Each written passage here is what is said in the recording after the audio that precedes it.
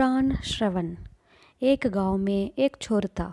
मरते वक्त उसने अपने चारों पुत्रों को बुलाकर सलाह दी, तुम लोग मंदिरों की ओर मत जाओ, पुराण वगैरह मत सुनो। एक दिन चोर राजा के किले में चोरी करने के लिए निकल पड़े। रास्ते में कहीं पुराण का पठन उनके कानों में न पड़े, इस ख्याल से सबने अपने कानों में रुई ढांस दी। जब वे लोग किले की ओर बढ़ रहे थे, तब एक के कान की रुई खिसक कर गिर गई। उस वक्त समीप के मंदिर में पुराण का पठन चल रहा था।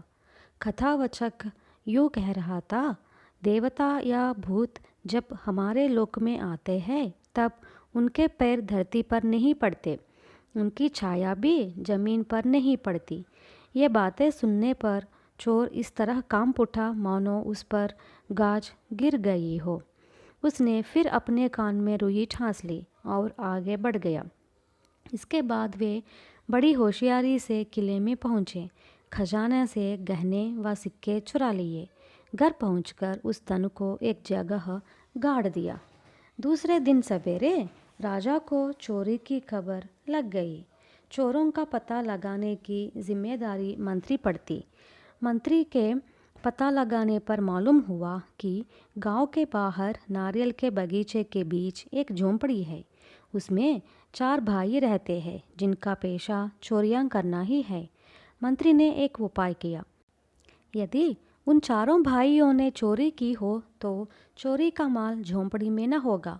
उन्हें बंदी बनाकर फैसला करने का प्रयत्न भी करे तो भी चोरी साबित न होगी, चोरी का माल भी हाथ ना लगेगा। इसलिए उनकी चोरी को साबित कर दिया जाए, साथ ही चोरी का माल भी हाथ लगे। मंत्री ने अति भयंकर रूप से काली माता का वेश बनाया। हाथ में छुरी लेकर आधी रात के समय नारियल के बगीचे में स्थित झोंपड़ी के पास जाकर भीकर गर्जन किया। वह गर्जन सुनकर चारों भाई दिया लेकर झोंपड़ी से बाहर आए। महाकाली की आकृति देखकर घबरा गए।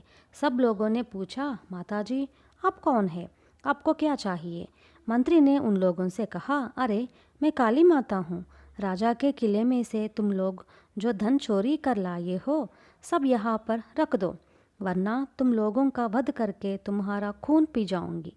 चोरों में से 3 ये बातें सुन थर थर कांप उठे, लेकिन चौथा व्यक्ति झोंपड़ी के भीतर गया, लाठी ले बाहर आकर बोला, तुम कौन हो? काली माता हो? यहाँ से भाग जाओगे या नहीं, वरना तुम्हारा सिर फोड़ डालूंगा। मंत्री वहाँ से भाग खड़ा हुआ। तब बाकी तीनों ने चौथे से पूछा, तुमको कैसे मालूम हुआ कि वह कोई मनुष्य है? हम लोग जब चोरी करने जा रहे थे, तब मैंने भूल से पुराण सुना। कथावाचक कह रहा था कि देवता तथा भूत पृथ्वी पर आते हैं तो उनके पैर धरती पर नहीं पड़ते और उनकी छाया भी जमीन पर नहीं पड़ती। अब जो आया था वह कोई मनुष्य है, उसके पैर जमीन पर ही थे। हमारे दिए की रोशनी में उसकी छाया जमीन पर पड़ी। इसे देख मैंने जान लिया कि वह एक मनुष्य है।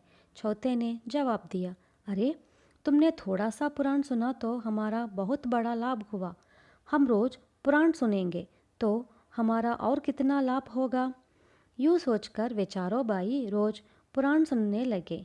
इसके बाद चोरी करना छोड़ वे भी अच्छे आदमी कहलाए।